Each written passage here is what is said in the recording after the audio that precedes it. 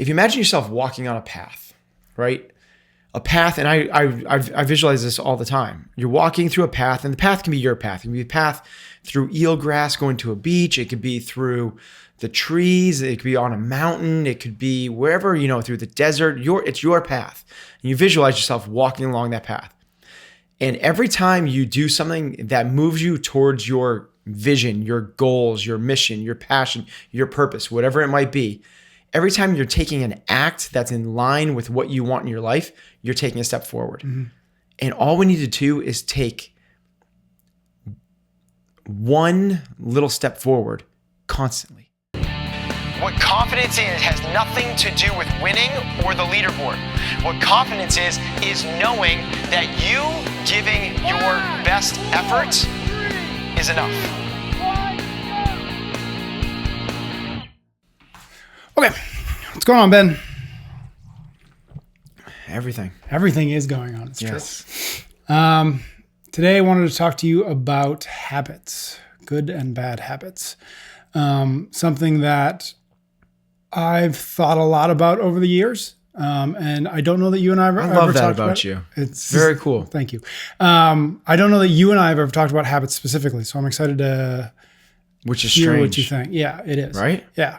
Because it's the whole deal. It's the underpinning of so many things. And I think a lot about successful people, less successful people. And I think about you, obviously, in the former category. One of the things that I've always noticed about you is that you seem to, the reason you've been able to do a lot of what you do to the level that you do is because you've sort of developed these habits or this discipline around these habits. And the thing about you is that I've seen you deviate from those habits so infrequently to a degree that I've noticed it. I've noticed that you rarely aren't the person that you're trying to be, right? And that's impressive to me. So I'm curious where and how you started thinking about habits and when you started to be sort of intentional about it versus this thing's working. I'll just keep doing it. That's a cool little lead-in question statement. So that's cool. I think I first started. So first off, I wasn't always a slave to my habits. I wasn't always aware of my habits. I wasn't always aware of what the pursuit of excellence looks like. I didn't know what I wanted in my life. And, I was at lunch with somebody just today and we were talking about, my birthday's coming up and they were saying, we were talking about he was saying oh, if we could only be 25 again. I was like, no, I don't want to be 25 again. I was a wreck. I was I didn't have any good habits and a lot of bad habits. And I didn't know how my actions were dictating my life. So I'm much more fulfilled where I am now because I've instilled some habits that I'm proud of and I think will lead me towards a fulfilled life. Yep. So that kind of all shifted for me. All this kind of happened as I was creating this business, CrossFit New England. I found something I was really passionate about. I went from corporate business to ski bum. I don't want to do any of this stuff. I wanted to, with 9/11 happening, I wanted to rewrite my life. Came back, found fitness, started doing triathlons and personal training, found CrossFit and head over heels. This is my passion. This is what I want to do for the rest of my life. I know what I want to be doing. And once I found that, that's when I started learning and reading and started diving into my craft. And it was so great because I read 3 books right as I was opening up CrossFit New England. I read The E-Myth, which is Gerber, I think it is, which stands for the Entrepreneur's Myth. Yep. Really good for helping me kind of structure the business a little bit. Still have learned a lot since then. It was a very 101 type knowledge base. I read How to Win Friends and Influence People by Carnegie. Maybe one of the most impactful books I've ever read. Just the power of how you communicate with people and what that can do. For coaches, it's a must. I think for anybody, for salespeople, for managers, it's a must. Really, for anybody that has a relationship with anybody at any level, it's a must. Yeah. And the third book I read was Covey's 7 Habits of Highly Effective People. And when I read that book, I didn't read it to finish it. And I think that's one of the biggest things. I read it to how am I going to use this to structure the rest of my life? And every chapter, every paragraph, I would reread and I take ownership of it. And I really wouldn't move on until I was like, okay, this is what this looks like you owned it moving forward. Yeah. And could I then talk to my dad about this? Could I explain this to him? And when I did that, I was like, I started to really take a lot of ownership about, the main thing is keeping the main thing, and putting first things first, and urgent versus important issues, and all of those type of things that, I feel like transitioned me from my past life to my current life. So that was roughly 10 years ago now, I guess. The 10 years. Yeah, 2009, 2008. Have you revisited that book since, or do you feel like the work that you put into it that first time really helped, or was enough to sort of spawn whatever? I've read probably 4 books in my life twice. Ryan Holiday's Obstacles the Way, Carnegie's How to Win Friends and Influence People. There's another one I just reread recently. I can't remember what it is. And that's actually the next book. That's the next book I'm going to read again a second time. It's literally the next one in my queue. I really want to do that one a second time because I want to own it again. I realized how impactful it was for me. Okay. So where do you begin taking that sort of intellectual understanding, at least of those habits and maybe habits in general, and actually put them into practice in some way? Yeah. So, I mean, that was a very foundational thing, and anybody that's read it, it's not rocket science, and it's not going to create any like major light bulb moments. It's stuff that you know already, particularly if you've listened to this podcast, you listen to anything, you read any sort of like this stuff. It's not, I'm not saying go out and buy that book because it's great, but it's very foundational. Right. And what you end up finding out is a lot of the other stuff that you read and listen to, it's all referencing that anyway. So what I've done since then is transform those in line with my core values, which people have heard a lot about in terms of what I try to do with my life is live my life, love, lead, learn, leave a legacy. So I can be on my deathbed, look back and be like, I lived a fulfilled life. That's what I want to be able to do. So what I want to do is be able to set up the habits and the daily rituals to make sure that I'm pursuing each of those 5 things throughout my life. So I'm not getting pushed off track. And I think that's what you're referencing in the beginning I don't want to say I'm a slave to it, but I am very disciplined in terms of when I'm at home. I want to make sure that family life is really important to me. I want to make sure that I'm there and present for my family. It would be so easy for me on a singular one-off today. Like today, I know I'm supposed to leave the office right now, but I still have these 11 emails to read. I still have to do this programming and talk with this coach. So I'm not going to really be home, until about 45 minutes later than I would want to be. And you just do that time and time again. You make these little one-off excuses. And the next thing you know, 10 years have passed and you don't have a presence in your kids' lives because you made off these one little things. It takes a level of discipline. And, the saying is we are the sum of what we do. Excellence is then not a habit, but an act. That's really, it's an act that you're putting into place right now. I think that was Aristotle. The other thing that is this kind of realization that everything we do, if you imagine yourself walking on a path, right? A path, and I visualize this all the time. You're walking through a path, and the path can be your path. It can be a path through eelgrass going to a beach. It could be through the trees. It could be on a mountain. It could be wherever, through the desert. It's your path. And you visualize yourself walking along that path. And every time you do something that moves you towards your vision, your goals, your mission, your passion, your purpose, whatever it might be, every time you're taking an act that's in line with what you want in your life, you're taking a step forward. And all we need to do is take one little step forward constantly. Is the next thing you're doing moving you towards your goals? Take massive action to that which moves you towards your goals or your vision.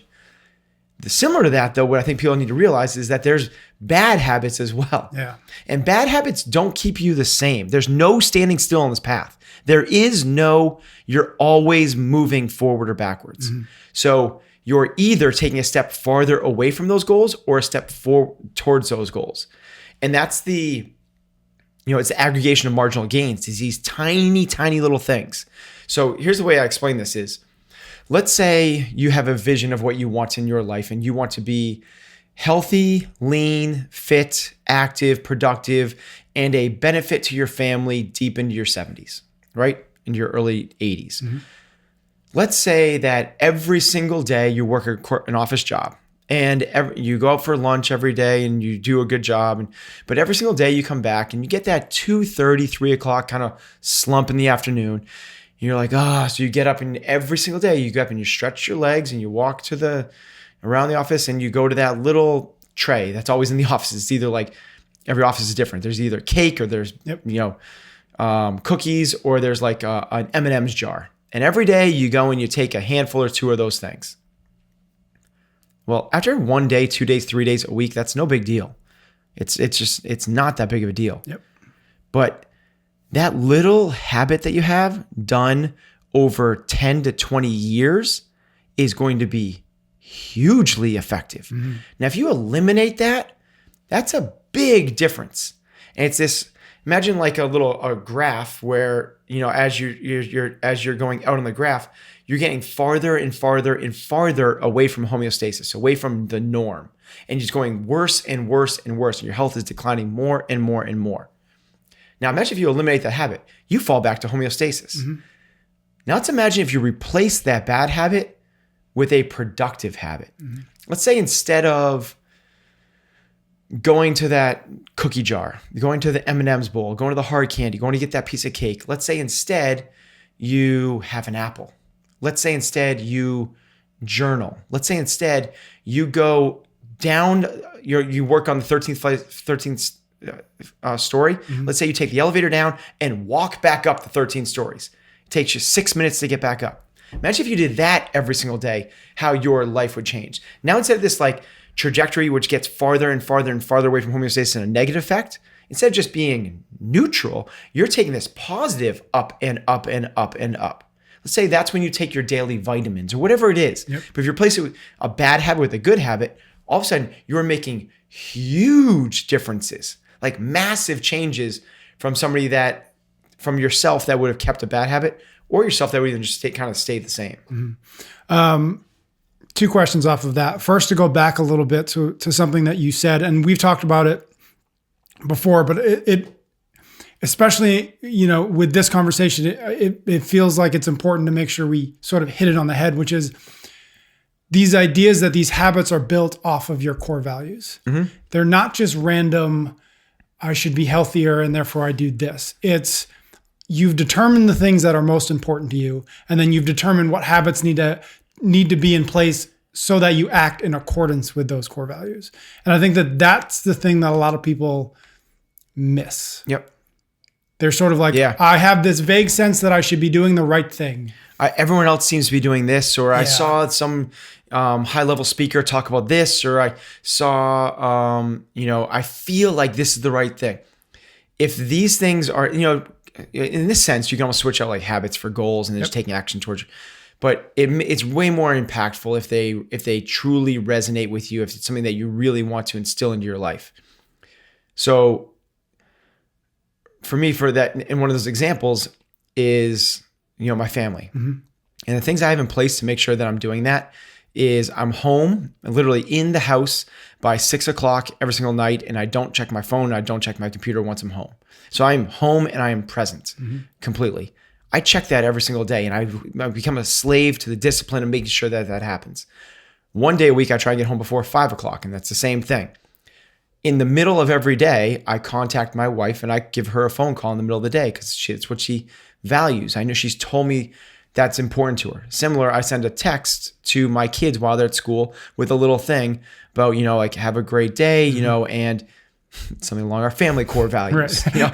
Whatever it might be. Yep. So I know it's important to me. And now if I do that every single day, even if like something's like kind of pushes me off the rails somewhere else, like I have a pretty strong armory of what I've built up. Yep. And I know that I'm moving towards a better, more productive, family life. And you can do that same thing with if health and nutrition is really important to you. Yep. Making sure that every single day you are working out, that you have 3 good meals, that you eat plenty of vegetables, that you're hydrating, and you put all those habits in place. But if health isn't important to you and you're trying to do those things, well, you're just fighting in, you're basically like, trying to run up a sand dune. It's going to take you a lot of effort to not really go anywhere. You feel like you're doing homework. Yeah, exactly. Yeah. Kind of like just doing work to do like work. Somebody told me to do this. So it's like when you're told to read a book and when you're supposed to, like, you read a book because you want to. Absolutely. Yeah. I don't think I ever read a book in high school. Like, I'm being honest. I don't think I ever finished a book. Because school was boring, because the books were irrelevant, because you were stoned the whole time? What's the reason? All of the above. Not the stoned all the time. Have to save that for college. But yeah, it didn't excite me. I wasn't excited about learning whatsoever because I didn't have it. I didn't like reading Jane Eyre. How does that a girl in the 1700s? I don't even 16, whatever it is. I don't even know. How does that relate to me? How is that like, it just like means nothing to me. Yep. Like Shakespeare means nothing to me, but I read something about, Ray Dalio's Principles. Oh my gosh. I read, Stephen Covey, and I read Malcolm Gladwell. And it's like, oh my God, I can use this. It's like amazing. Yeah. You sort of alluded to that earlier in the conversation when you were talking about when you found CrossFit and you sort of dove into it, right? Like you were able to be a student in that moment because it connected to some bigger thing that you were trying to chase. Without that, you probably wouldn't have stuck or maybe you wouldn't have put the work in necessary. Yeah. So the other side, here's the deal is like, so maybe there is another side of this, which is, and it's not so much the learning aspect, but habits, you can fake it till you make it a little bit. You can do that, right? Like, okay, I really want to get in shape. That is important to me. I want to, like if you don't love it, you're not passionate about it right at the get-go, that's okay. You're a human being. Like getting up at 5:30 in the morning to go to the gym is not exciting for most people. Like saying no to the cookies and yes to a salad is not exciting for most people. So what you need to do in that case is literally fake it till you make it. And you have to just make sure that you're kind of giving yourself, here's how, maybe we should have started talking off, but there's what are habits, right? What are these, how do these things be, or how are they created, right? And habits are things that you habitually do. You do them again and again. And there's an actual mechanism that's creating it, which is hormones. It's actually like, there's the 3 R's of habits. The first one is a reminder, right? Where a trigger triggers this thing, whether it's a time of the day or it's an act that you did before it or whatever it is, Then from there's the routine, which is the habit itself with the action you're taking. And then from that habit, there's a reward. And those are 3 R's: the reminder, the routine, and the reward. So for me, and a habit that I worked myself into was after dinner, I would treat yourself. I would treat myself with these, I would make these like parfaits and they're healthy-ish, right? It'd have some like steel cut oats or oatmeal or something like that. It would have maybe a little bit of Greek yogurt, have some almond butter, maybe some chia seeds or some berries in it. And like just ridiculously delicious. It's like so yummy. So I just got in that kind of habit of doing that. And like, I just started liking it. And it was my treat. The kids, did the kids' whole night routine, did the pajamas, read them stories. A little bit of stressful time for me because it's like, are they going to go to bed? Are they going to rebel? Or like, I need to get bed at a certain time. If they start to rebel, like, oh my gosh, now I'm not getting to bed. Now I'm not getting my sleep. My whole week starts to spiral out of control. So there's a little bit of stress. Actually, side tangent, but we did a stress analysis. I had to wear an HRV monitor for about a 48 to 72 hour period and monitored my stress levels throughout the day. Recently? This was years ago. Okay. This was years ago. It's actually when you have to wear them is before like whoops and stuff like that. You actually had to wear a chest monitor. Actually, it wasn't even a chest monitor. It was like like you were getting like you put this round circle on your chest and the other one on your ribs, and it measured through your heart. Almost like you get shocked and like brought back to life.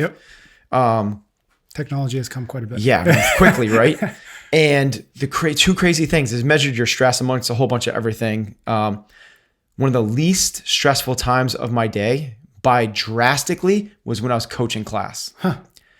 It's just like, it's like flow for me. It's my zone. Exactly it's my zen. It's my, it's my kung fu. Yep. Like, I love it and I thrive there. One of the most stressful times for me, which if you had asked me this, I never would have guessed this, was putting the kids to bed. Yeah. And it's the thing that I do, like, I like it. I read them stories, and when it goes really well, it's awesome. But I think it's because there's that time like, is it going to go well? Yeah. Yep. Completely. So anyway, like soul side tangent, but back to the 3 R's of reminder, routine, and reward. What would happen is after I put those kids to bed, was my reminder. Yep. It's been an hour and a half since dinner. Now it's time to treat yourself. And I would have this thing, and having it, actually making it and eating it was the routine. Yep. And the reward was, oh, it's so relaxing and it tastes so good and I'm so full, and the taste buds and like the dopamine response of like the drug addict, like, oh yes, this is amazing. So it didn't take very long for that to create its own little habit in this little habit loop where reminder, routine, reward. And the reward creates that. And when that reminder comes up again, it's like, oh, remember how good this was? Yep. Go do this thing, to the point where here's where it gets crazy. I had a Pavlov's dog type thing, where Pavlov's dog is this thing with a reminder. People don't know, I'm sure everybody has heard this, but Pavlov was this, help me out. He was a psychologist or something. He had a dog. Behavioral psychologist. Had a dog, and the routine was he would ring a dinner bell. The dog would come running. The dog eventually learned that dinner bell means dinner is going to be served, which means that he then goes to the bowl, eats his dinner. When he eats his dinner, the normal process of digestion is dogs start salivating from the mouth, drooling. Mm-hmm. Well, what happened in a very short period of time was ring the dinner bell. Before the dog ate, he started salivating because it was a reminder, and skipping the routine, the reward thing started coming about, and the responses, the hormones started going. It's like, I'm going to eat, I'm going to eat, I'm going to eat, I'm going to eat. Here it comes. It's going to be so good. That's what's happening with me. Mm-hmm. And so I tried to break this thing. I tried to do it with sheer willpower. And you know what the crazy thing was like, so I would eat dinner, and an hour and a half after dinner, I'd be like really hungry. I'd be like, that's kind of weird. Like, I only ate an hour and a half ago. So I was like, all right, here's what I'm going to do. I'm going to eat 2 dinners to make sure I'm not hungry in an hour and a half. So I would eat dinner, and then while everyone else is cleaning up and doing their thing, I would get another full dinner, literally another whole 800 calories. And I'd eat a whole nother dinner. Well, guess what happened an hour and a half later? Still. My stomach would literally, I'm not exaggerating this, and I wish I'd like recorded or something. My stomach would literally growl out loud to where people sitting next to me like, dude, what is up with that? How are you still hungry? How are you still hungry? You just ate twice as much as everyone else here. Because my body was like, you are going to get that reward. Start the digestive process. Yep. Here it comes. You're going to get food. And it's like, to beat that with willpower is freaking hard. Yeah. Like to beat a growling stomach when it's physical pain, not just mental, but it's actually like, you're not just saying like, oh, it's not that I'm hungry, it's just that I want to eat. It's like, no, you. But the crazy thing is, it's not hunger. It was showing up as hunger, but it's not. It couldn't be. I just had an extra half a day's worth of food. It's not hunger, but it shows up as hunger. And this is the powerful thing for people that are like, I really want that cookie. I really want that. Your brain is telling you really want that, and it's real, but it's not because you're hungry. It's because you've created a loop in your system that you get that reward if you have that cookie. Yep. It feels good. It tastes good. Dopamine, hormones. Oh, yes, yes, yes. And that your body is so set up for that short-term reward response. Mm-hmm. It doesn't think the long-term at all. It can't, because that's the way we are evolutionary as human beings. So what you need to do in that point is you have 2 choices. Be a freaking monster, badass, mental beast and beat it with willpower. And like, I don't care, you're growling. I'm going to do this. Mm-hmm. Or you substitute out the routine, right? There's always going to be me putting the kids to bed and an hour and a half after dinner. That's what's always going to happen. I'm not going to negate that. Yep. So if that's the case, what I need to do is shift out the routine for something. But I need to make sure the routine is still creating a reward. If I just substitute the routine for like, stabbing myself in the forehead with a pencil, like that's not going to help anything. Yeah. So what I need to do is substitute out the routine. So what I did, and this worked really well, and it's the most meatheady thing ever, and it's embarrassing to even say it, is first thing I would do is I would go upstairs and I would brush my teeth. I would do my nightly routine of mouthwash and brush my teeth and floss. Yep. And that gave me like, just this like, I don't have this like metallic taste in my mouth. I'm not looking to digest anything. It gave me this reward of like, minty fresh breath. And I wasn't that tempted to eat. And then I would do 30 push-ups. I'm so meatheady, but I got this, not the dopamine response, I got the endorphin response. Yep. So endorphins are there to mask physical pain, to keep you going through exertion. It's like when the cavemen were running away from danger or trying to catch their food, they would get a runner's high to keep them going. Yep. It actually is like, it feels good at that point. Well, you get a little one of those from push-ups. You also get a little dopamine response of like, I'm checking a box and I'm getting buffer, I'm getting stronger, I'm moving the needle in a positive way. So I'm shifting out the hormones in a positive way from this dopamine thing of, this feels, or maybe it's not dopamine for the other one. Serotonin is actually probably the one that's coming up for the sugar thing. Yes. But I'm getting a positive hormonal response. And now all of a sudden, there's a reward loop at the end of that system. And now it's when, guess what? You do that for 2, 3, 5 days a week. And all of a sudden, it's put the kids to bed an hour and a half after dinner. And then all of a sudden, what I do is I go brush my teeth, floss, mouthwash, do 30 push-ups, and I feel good. And I don't want to go downstairs and have that thing anymore. Yep. Is it an instant switch flip? Is it easy as that? No, it still takes some willpower. Is it easier to have the parfait? Absolutely. Is it taste better to have the parfait? Absolutely. But it's not going from the parfait to 100% willpower, which is brutal. Brutal, yeah. Cold turkey wouldn't be good either. There's no response to that. That's a tryptophan response. You fall asleep then. Yeah. That's actually a misnomer, about tryptophan. You've told me that before. Yeah. Yep.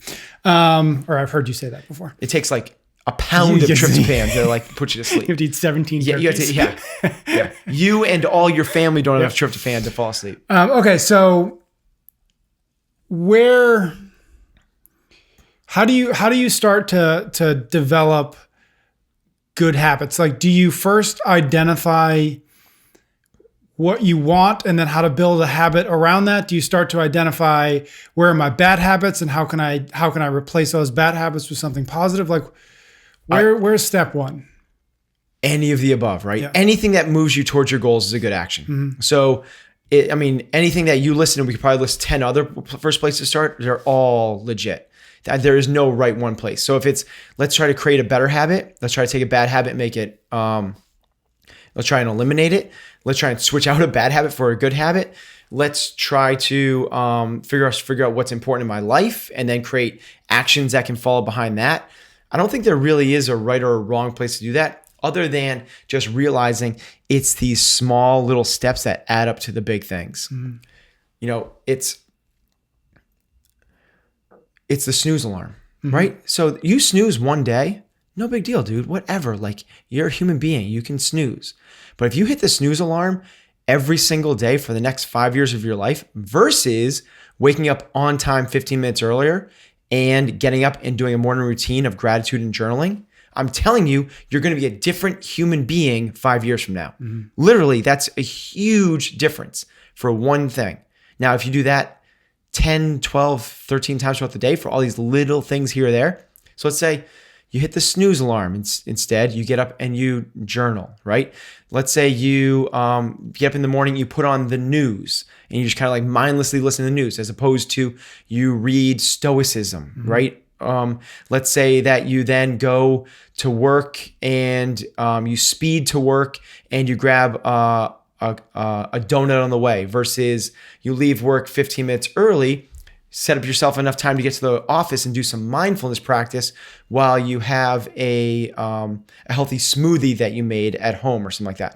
Like, already we're at 8:30 in the morning and you're a different human being. Totally. You've just described two completely different people. Like, one is trajectorying towards like, I am going to be a victim of society and miserable with my life versus somebody that is thriving towards excellence. Yep. And you just kind of keep setting up those habits throughout the day. And all of a sudden and this, I'm talking about over 5 years, if you do that, the sum of all those things, in a month, you're going to be a different place, right? That's what's kind of exciting, is if you kind of go wholesale, like I'm going to rewrite this whole thing. One of the ways that I've, I don't know if we're talking about habits is I've created, you just list out, what does a great day look like? I try to do what's a perfect day look like. And it's really, you get stuck. I know it's really hard because a perfect day probably doesn't have a lot to do with what I'm doing. Yeah. Right. Yep. It's going to be like, I'm going to wake up on a beach in Maui and I'll be skiing in Utah in the afternoon. It's like, that's a perfect day. But it's not possible. Right. So relative to my regular day, what's a really good day? What's the best version of your day? Yeah. I love that. What's the best version of my day? And if you do that, like all of a sudden you can see like, here are the chunks. Now inside the chunks, what are the habits I can put in place, right? So for me, waking up with a sense of gratitude and excitement is important to me. So I don't want to snooze, because the snoozing is the very first thing you do is putting off the very first thing you're supposed to do. Snoozing is losing. Like, isn't that incredible? Like the very first thing you have to do today, you're not going to do. Put it off. Yep. So the first thing I want to do is make sure I wake up right away and I get in the shower. And in the shower, I'm going to try and find something to be excited about. Whether that's something I'm grateful for, or something that's coming up in the day that I'm excited about, or something I get to talk to you about, or something I'm going to read, or a meeting I'm going to have, or just a chance to coach Katrin, or this exciting program I'm going to do. So in the shower, I'm trying to think about something exciting, and from there, it's a matter of trying to create the morning routine of then I brush my teeth, do all that stuff, get dressed, go downstairs, and I start to make like a pre-workout thing, like I really healthy, not like caffeine and all that stuff, but like of slow working carbs that are not going to spike my insulins, and set me up for a healthy day, and get my post-workout nutrition online, make sure I have the right balance of carbs and protein. Then I spend about 5-10 minutes with stoicism and journaling, where I'll either read something about it, or right now I'm doing the Daily Stoic Journal. So every day I'll write a little something in there, a little self-reflection to start the day. I go to the gym, and I'll alternate. It's about probably 2/3 of learning and 1/3 of self-reflection or brainstorming. Most of the time I put on a book on tape and listen to something and try and learn something on the way there. Usually what happens is that ignites something in me, and my car ride's about 11 minutes to the gym. Usually I actually know the light that I'm at when I do this. Usually about like 7 minutes in, I'll stop it, because I can't do two things at once. And I'll let that kind of brainstorm action take place. I'll come to the gym and I'll sit in the parking lot and I'll write a note to myself of what that thing is. Then I walk in the gym and I start my warm-up routine for working out. And I work out for an hour and a half, 2 hours.